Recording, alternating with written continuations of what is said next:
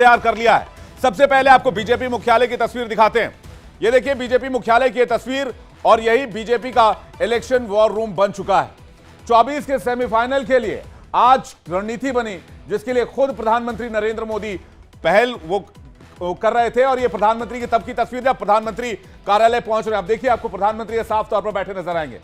BJP के कार्यालय पहुंचे, मौका था सीईसी की बैठक का, सेंट्रल इलेक्शन कमेटी, और उस कमेटी की बैठक की अध्यक्षता प्रधानमंत्री ने की। और यहां पर शिवराज सिंह चौहान भी पहुंचे थे।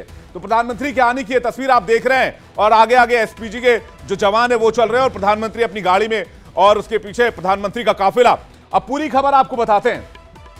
बता दें 15 सदस्यों के साथ आज प्रधानमंत्री की बैठक हुई है और दिखाइए उस बैठक की तस्वीर अगर हमारे पास हो जिसकी हम बात कर रहे हैं, जिसमें पीएम मोदी के साथ बाकी नेता भी नजर आ रहे हैं। लेकिन प्रधानमंत्री के पहुंचने की, बीजेपी दफ्तर पहुंचने की तस्वीर ये देखिए।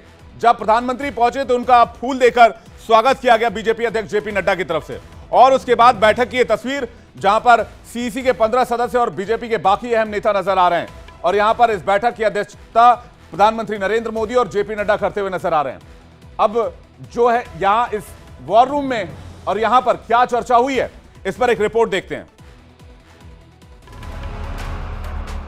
2024 के आम चुनाव में अब सिर्फ 8 महीने का समय बचा हुआ है, जिसके लिए एक तरफ विपक्ष एकजुट होने की कोशिशों में लगा है, तो वहीं पीएम मोदी ने 24 का इलेक्शन वॉर रूम तैयार कर लिया है। इस साल के अंत में 5 राज्य मध्य प्रदेश, छत्तीसगढ़, राजस्थान, तेलंगाना और मिजोरम में चुनाव होने वाले हैं, जिसे 2024 के चुनाव का सेमीफाइनल समझा जा रहा है, क्योंकि विधानसभा चुनाव जीतने पर एक मनोवैज्ञानिक बढ़त राजनीतिक दलों को मिलेगी।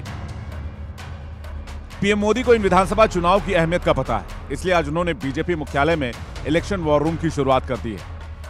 पीएम मोदी ने विधानसभा चुनाव को लेकर बीजेपी अध्यक्ष जेपी नड्डा, गृह मंत्री अमित शाह, रक्षा मंत्री राजनाथ सिंह समेत केंद्रीय चुनाव समिति के 15 सदस्यों के साथ बैठक की।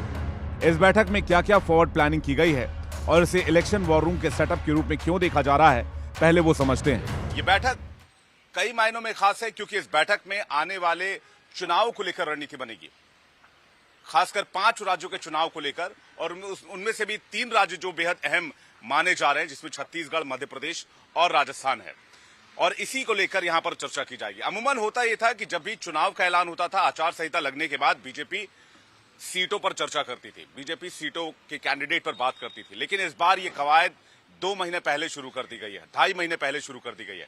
आखिर रणनीति में बदलाव क्यों है, इसी को समझने के लिए हम बीजेपी के दफ्तर के पास आए हैं और बीजेपी के नेताओं से हमने बातचीत करने की कोशिश की। मेरे साथ मेरे सहयोगी यहां पर मौजूद हैं, वरिष्ठ संवाददाता पीयूष, जो कि बीजेपी को कवर भी करते हैं। ये पीयूष, बैठक आखिर इतनी जल्दी क्यों करनी पड़ी? देखिए, कर्नाटक का जो चुनाव था भारतीय जनता पार्टी के सामने है और ऐसे में साफ है कि कर्नाटक के चुनाव में भारतीय जनता पार्टी को जिस तरह से शिकस्त मिली थी, उसको लेकर उसने बड़ा सबक लिया था और इसीलिए वो अभी से अपनी रणनीति को पुख्ता कर रही है। राज्यों के विधानसभा चुनाव में बड़ी मार्जिन से जीत की प्लानिंग की पहल खुद प्रधानमंत्री मोदी ने की है। राज्यों के प्रतिनिधियों को चुनाव की रणनीति बनाने के लिए खुद पीएम मोदी ने बुलाया है और उनसे चर्चा कर चुनावी मोड को एक्टिव कर दिया है। बीजेपी विधानसभा चुनाव और लोकसभा चुनाव में ज्यादा से ज्यादा सीट जीतना चाहती है, जिसके लिए ABCD फॉर्मूले पर प्लानिंग शुरू हो गई है। ABCD कोई फॉर्मूला बता रहे हैं जिसपे जो आपको सोर्सेज से जानकारी मिली है, इस फॉर्मूले के हिसाब से सीटें तय की जा रही है और इसलिए इसी फार्मूले की वजह से इतनी पहले मीटिंग शुरू करनी पड़ी। बिल्कुल बिल्कुल विवेक, ये एक फार्मूला है कि भारतीय जनता पार्टी ने ABCD 4 कैटेगरीज तय की हैं, जिसमें D और C वो कैटेगरी है, जिसमें D कैटेगरी वो है जिस पर भारतीय जनता पार्टी का आज तक खाता नहीं खुला जिस सीट पर, और सीट कभी जीती नहीं पार्टी, कभी नहीं जीती पार्टी। और दूसरा C कैटेगरी जो है वो कैटेगरी वो है जहां पर भारतीय जनता पार्टी का जीत का मार्जिन बहुत कम रहा हो या फिर भारतीय जनता पार्टी ने 1-2 बार ही वहां जीत हासिल की हो। और B कैटेगरी वो कैटेगरी है जहां पर प्रत्याशियों में मार्जिन का बहुत कम अंतर रहा हो। साथ ही साथ A कैटेगरी वो है जो उसकी सबसे सुरक्षित सीट है। तो A कैटेगरी पर कम फोकस करना है। भले ही पीएम मोदी ने बीजेपी का इलेक्शन वॉर रूम अब शुरू कर दिया हो, लेकिन इसकी झलक लोकसभा और लाल किले के प्राचीर से पहले ही नजर आ गई थी। आदरणीय अध्यक्ष जी, ये इंडिया गठबंधन नहीं है, ये इंडिया गठबंधन नहीं है, एक घमंडिया गठबंधन है।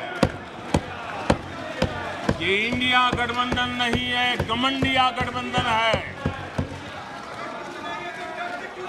और इसकी बारात में हर कोई दूल्हा बनना चाहता है,